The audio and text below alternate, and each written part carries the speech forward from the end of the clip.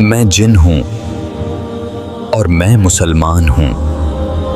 میں عفریت ہوں، پہاڑوں جیسی طاقت رکھتا ہوں۔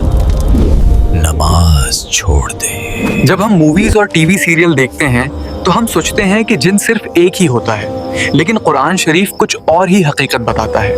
یہ ایک سنسان رات کی کہانی ہے، عرب کے وسیع و عریض ریگستان میں، جہاں خاموشی بھی سانس لیتی محسوس ہوتی ہے اور ہر سایہ ایک راز بن جاتا ہے۔ ریگستان کی خاموش رات میں ایک مسلمان مسافر تنہا سفر کر رہا تھا۔ چاندنی اس کے راستے کو ہلکی روشنی دے رہی تھی۔ وہ رکا اور اللہ کا کلام پڑھنے لگا۔ اچانک خاموشی کو چیرتی ہوئی ایک انسانی آواز سنائی دی۔ اس کلام کو جاری رکھو، میں جن ہوں اور میں مسلمان ہوں۔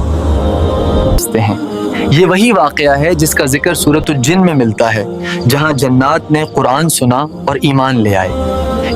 یہ عام جنات تھے جو انسانوں کی طرح رہتے ہیں، جن میں ایمان والے بھی ہوتے ہیں۔ مسافر آگے بڑھا ہی تھا کہ اس کے دل میں ایک خیال آیا۔ اتنی رات سفر کیوں؟ نماز چھوڑ دے۔ کوئی شکل نہیں، صرف وسوسہ۔ مسافر نے فوراً کہا، اعوذ باللہ من الشیطان الرجیم، اور وہ خیال اسی لمحے ختم ہو گیا۔ یہ شیاطین تھے جو انسان کو گناہ کی طرف بلاتے ہیں، اور ابلیس بھی اسی قسم کا جن تھا، جیسا کہ سورۃ الکہف میں ذکر ہے۔ آگے ایک پرانا قلعہ نظر آیا، زمین ہلنے لگی اور ایک نہایت طاقتور جن ظاہر ہوا۔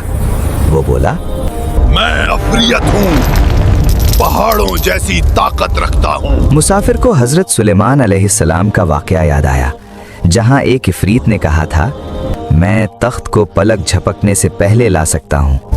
مگر مسافر نے خوف کے بجائے اللہ پر بھروسہ کیا اور عفریت پیچھے ہٹ گیا۔ ریگستان کے بعد ایک ویران آبی علاقہ آیا۔ تیز ہوا چلنے لگی اور پانی سے ایک غرور بھری آواز گونجی، میں مارد ہوں، میں جھکتا نہیں۔ یہ وہ جن تھے جو حد سے زیادہ سرکش اور حق سے دور ہوتے ہیں۔ مسافر نے سورۃ الفلق اور سورۃ الناس پڑھی۔ آواز چیخ بن کر فضا میں گم ہو گئی۔ رات کا آخری پہر تھا۔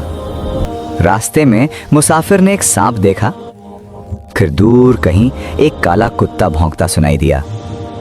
اسے نبی صلی اللہ علیہ وسلم کا فرمان یاد آیا، کچھ جن سانپوں کی شکل میں ہوتے ہیں، کچھ کتوں کی، اور کچھ ہوا میں اڑتے ہیں۔ مسافر بغیر کسی نقصان کے آگے بڑھ گیا۔ جب صبح ہوئی تو مسافر نے ایک بڑی حقیقت کو سمجھا، جنات بھی اللہ کی مخلوق ہیں، ان میں اچھے بھی ہیں اور برے بھی، اور انسان کے لیے سب سے بڑا ہتھیار ہے ایمان، قرآن اور اللہ پر کامل بھروسہ۔